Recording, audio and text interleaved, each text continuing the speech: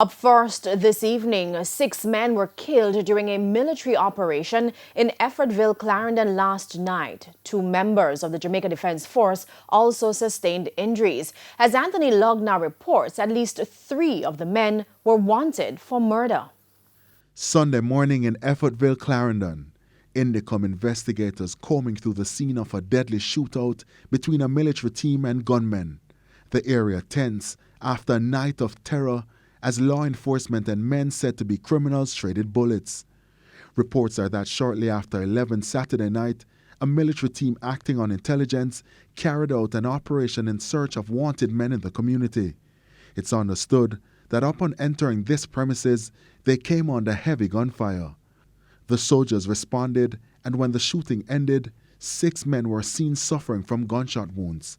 3 high-powered weapons were seized: an AK-47 rifle, an M16 rifle, and a shotgun along with several ammunition. A JDF member was grazed to his right shin, while a bullet grazed the helmet of his colleague. 3 of the deceased have been identified.